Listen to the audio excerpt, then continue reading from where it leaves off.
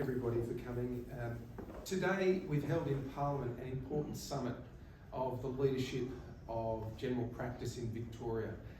The reason we've held a summit is the Andrews government is introducing a change to payroll tax. Like it's done with other sectors, it's introducing a change that will impose payroll tax on GPs operating in clinics around our state.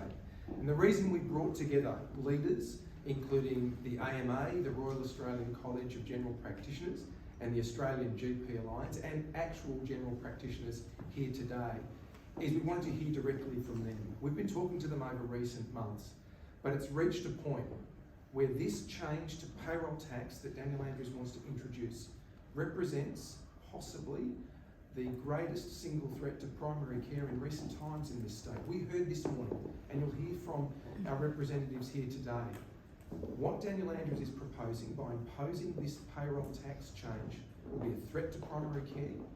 It will risk removing bulk billing access right across our state.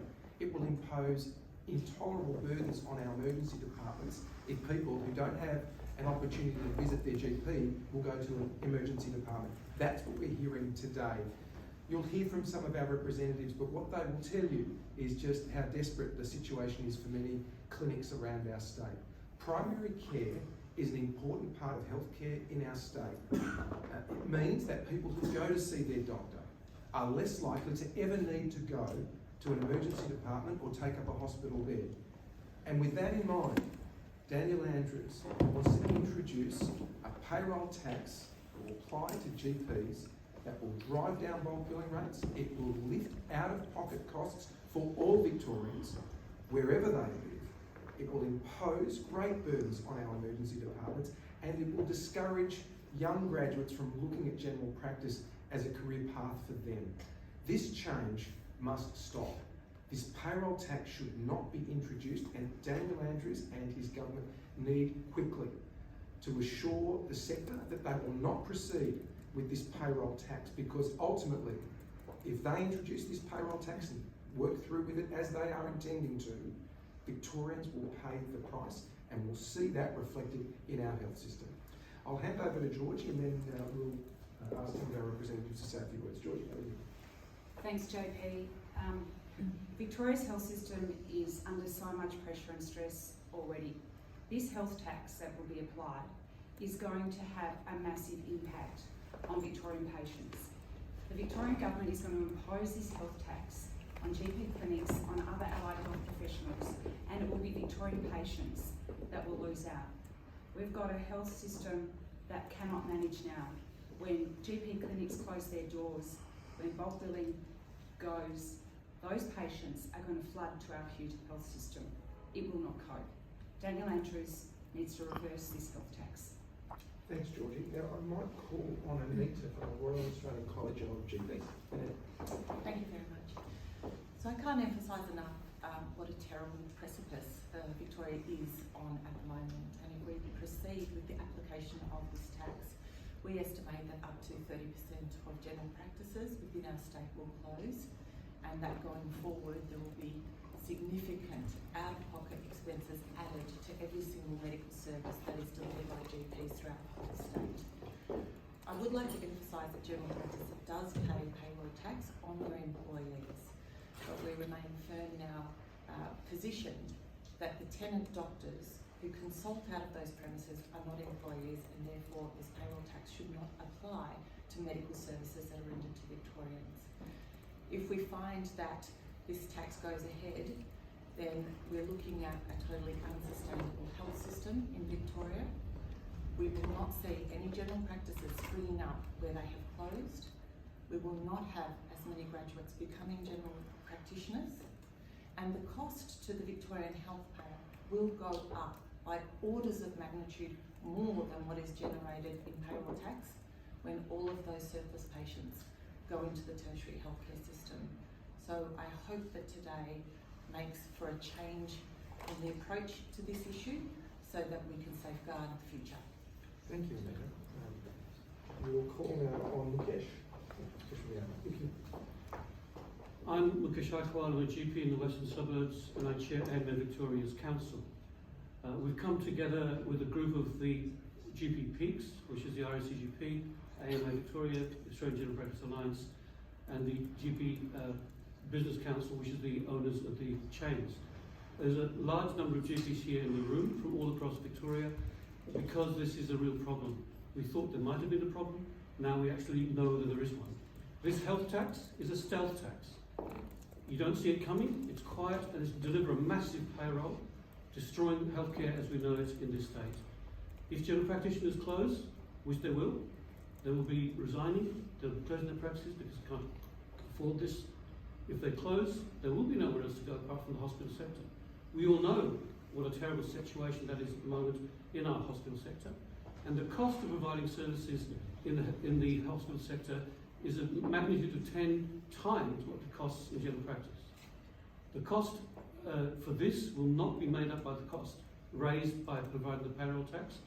And it's really important that the government takes heed, understands the message, no retrospectivity, no payroll tax, and look after your general practice and other small businesses across Victoria, because they're the ones that this state runs on. Thanks, Nikish, and our representatives will be allowed for questions as well. We'll go to Sarah on the Australian GP Alliance. Hello, my name is Dr. Sarah Lewis from the Australian GP Alliance. We have some serious concerns about this tax being implemented. We know that the majority of clinics are not in a position to be able to absorb this tax, and it will be passed on to the patients. In the cases where it's not passed on to the patients, there will be closure of clinics. What we do not want to see in Victoria is for individuals and families needing to attend their GPs having to drive 20, 30 kilometres to find the nearest GP or the nearest GP clinic that's accepting new patients. We don't want people to be turning up to emergency departments on the weekend when they need to see a doctor that could be delivered within the primary care system. We don't want to see people who are attending emergency departments for life-threatening illnesses have expanded wait times and worse outcomes as well because the hospital system is overloaded. We want to make sure that we retain our valuable primary care system and look after all of the people in Victoria. Thanks, Sarah. We will go to Jeremy, representative of Business Alliance. Jeremy Stones from the Primary Care Business Council. I speak on behalf of the owners of about 180 clinics in Victoria, both from inner suburban right through to regional and remote communities. Without doubt, this new tax would have a devastating impact. Clinics will close.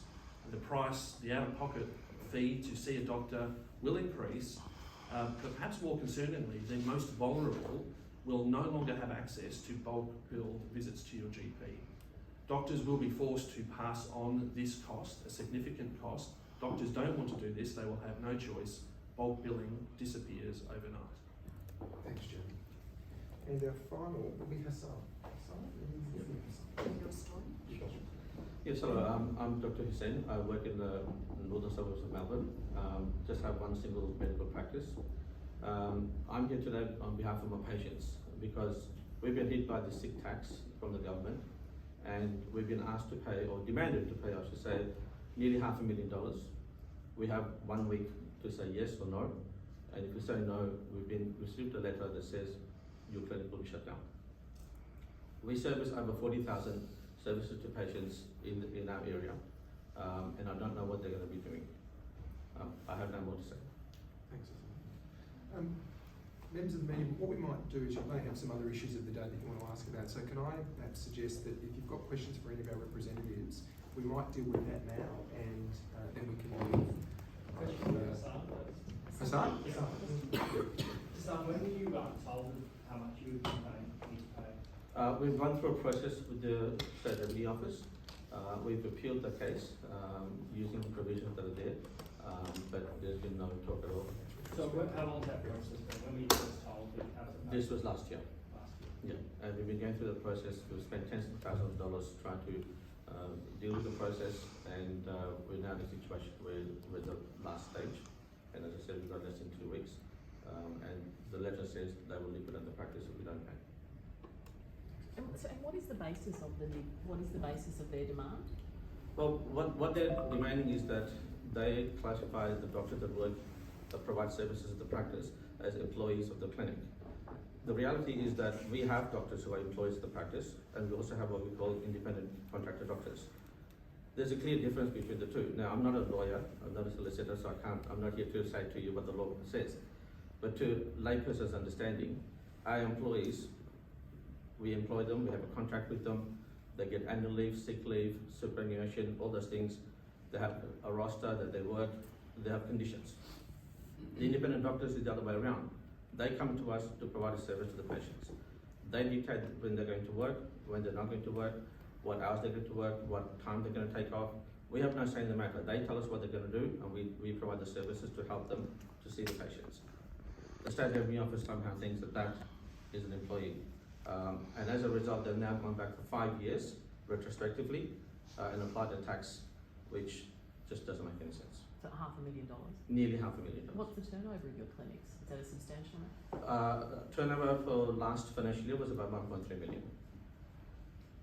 The profit was about 80,000, and if you take into account the payroll tax and then the liability of around $500,000, it will take us about 6 years to pay that off.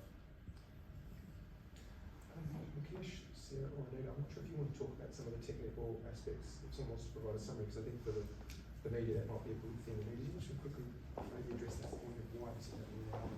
So, Anita Munoz from the Royal Australian College of General Practitioners.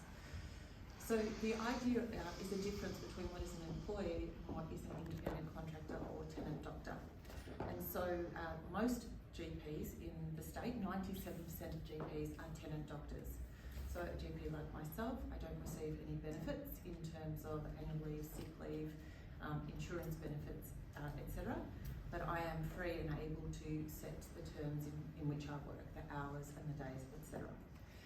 I purchase the surface of the clinic from the clinic, so they provide me with rooms within which I can see patients. But my business is operating inside of that business, paying for services from them, and so they are two separate entities, and that is our position. Unfortunately, new interpretation of laws within payroll tax means that the State Revenue Office is looking at those arrangements and interpreting them as employee arrangements. If a contractor like myself has payroll tax applied, we expect that's between 5 and 30% increase in cost to the business to manage the changes to the business to deal with that extra tax. If then GPs like myself say to a clinic we want to be employees proper, then the clinic will also have to pay for things like annual leave, sick leave, WorkSafe, all of those things, and the cost will go up from there, such that it could be a 50% increase in fees to cover those costs. So this could be the tip of the iceberg in terms of how these businesses operate, and we think that instantaneously, as I've said before, we could lose 30% of our general practices in the state because of this. The Health Minister just outside was telling us off tape, nothing has changed. That's been the government's consistent line, nothing has changed. Are they lying? Are they misunderstanding? What? The only thing I can say is that up until about 18 months ago, all general practices who had these arrangements had continued to pay all the taxes that were due, and they paid them faithfully, and they paid payroll tax on their employees proper, and the issue had not been examined beyond that. In the last 18 months, there has been a change from the State Revenue Office in the way that it's looking at some of the interpretation of the law, and there has been a decision to now audit general practice with the purpose of going back in time and applying tax retrospectively, and then also going forward as well, which will mean, with the retrospective application, the instant closure of some practices because they will be rendered insolvent, and those that survive that, the loss of bulk billing, because there is no way that the practice will be able to absorb those costs and pay that tax on behalf of Victorian patients. Thank you. Okay. Sarah, do you want to add anything to that? From a business perspective, we know currently on some industry statistics that 40% of clinics are either loss-making or not turning a profit. Putting a 4.85% payroll tax, that's something that would have to be paid by the clinic rather than paid by the GP, which becomes a much larger percentage when you consider the fees that are paid to the clinic. So when they are wearing that cost as the clinic paying the tax, that means that the patient fees have to go up significantly to cover that. There's a multitude of additional costs that are incurred when that happens as well, because they will need extra administrative staff, accounting and legal fees, And the accounting and legal fees, just as an aside, are things that is money that should be invested back into the business to provide better care for the patients and more services for the patients. What's the situation in other states? So WA has exempted GPs from payroll tax. They have said that they haven't considered any change in that. 2 other states have now put a amnesty in place, saying that they're not going to do any retrospective activity, and they've given clinics 2 or 3 years to re-examine their affairs. What we would like to see in Victoria is a full exemption from payroll tax for people that have got, or clinics that have got this type of setup arrangement.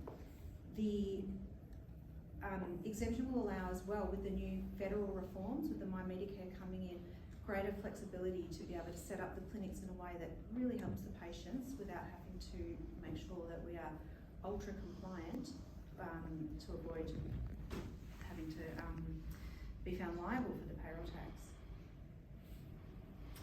Okay, if there are no other questions any other questions on this issue? We then might allow our colleagues to get back to their important work looking after their patients.